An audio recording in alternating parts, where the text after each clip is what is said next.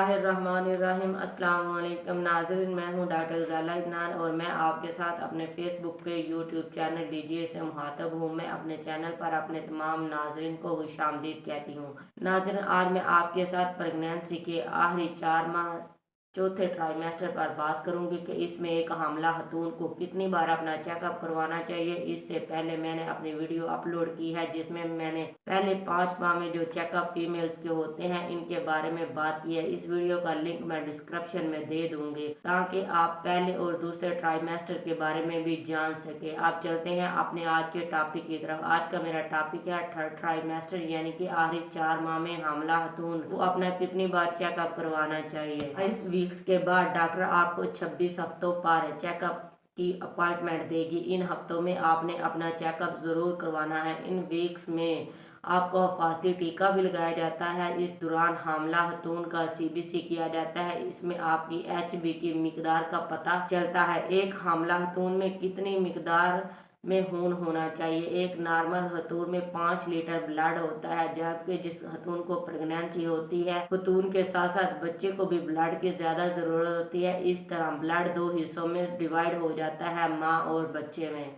इसलिए एक हामला खतून में एचबी का पूरा होना बहुत ही जरूरी है। खून की कमी से हामला खतून को बहुत से मसाइल का सामना करना पड़ सकता है। इन मसाइल में फीमेल का सांस फूलना शुरू हो जाता है, वक्त से पहले लेबर पेन स्टार्ट हो जाती है, बच्चा कमजोर होता है। इन सारे मसाइल से बचने के लिए एचबी का पूरा होना बहुत जरूरी है। अगर एचबी 11 से कम हो तो फुलाद की डोज दुगनी कर दी जाती है। 7 विनोफर एडवाइस की जाती है। इसके साथ साथ ब्लड प्रेशर चेक किया जाता है। इन आखिरी 3 माह में बहुत सी खवातीन का ब्लड प्रेशर हाई होता है। नेक्स्ट विजिट के लिए 30 हफ्तों पर चेक की अपॉइंटमेंट दी जाती है। इन हफ्तों में आपको हिफाजती इंजेक्शन की दूसरी डोज लगाई जाती है। इसके साथ शुगर लेवल चेक किया जाता है। बाज लोगों के खानदान में शुगर होती है जो माँ के साथ साथ बच्चे को भी हो सकती है, इसलिए 30 हफ्तों पर शुगर का टेस्ट होना जरूरी है। टेस्ट के हिसाब से हमला खतून को शुगर वाली चीजों से परहेज करवाया जाता है ताकि बेबी का वेट ज्यादा ना हो।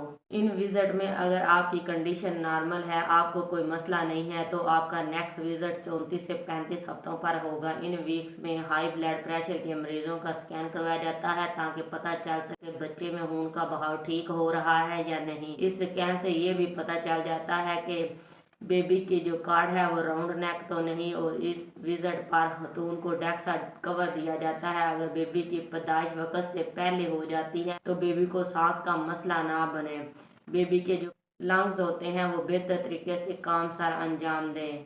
12 घंटे के वक्फे से दोबारा डेक्सा की डोज जो है वो रिपीट की जाती है। इन हफ्तों से अगर हामला की HB growth, baby growth normal है, ब्लड प्रेशर नॉर्मल है, शुगर लाइकर नॉर्मल है तो फिर परेशानी की कोई बात नहीं। इसके बाद डॉक्टर आपको 37 हफ्तों पर विजिट के लिए बुलाती है। इस विजिट पर आपका इंटरनल एग्जामिनेशन होता है। यूट्रस का मुंह ओपन हुआ है या नहीं, बेबी मूवमेंट नॉर्मल है या नहीं, बेबी हेड फिक्स हुआ है या नहीं। इन हफ्तों में कुछ एक्सरसाइज भी एडवाइस की जाती हैं। अगर आप सी सेक्शन हुए हैं तो फिर खतून को सी सेक्शन की कंफर्म डेट दे दी जाती है कि फलान डेट को आप आकर ऑपरेशन करवा लें। अगर आपका फर्स्ट बेबी है या फिर आपकी नॉर्मल डिलीवरी होती है, आप दर्दों का वेट करें तो नॉर्मल डिलीवरी के लिए 39 हफ्तों तक लेबर पेन का इंतजार किया जाता है ताकि कुदरती तौर पर दर्दें लगे। बाज़ दफ़ा लेबर पेन का इंतजार 40 हफ्तों तक भी किया जा सकता है। 37 से 38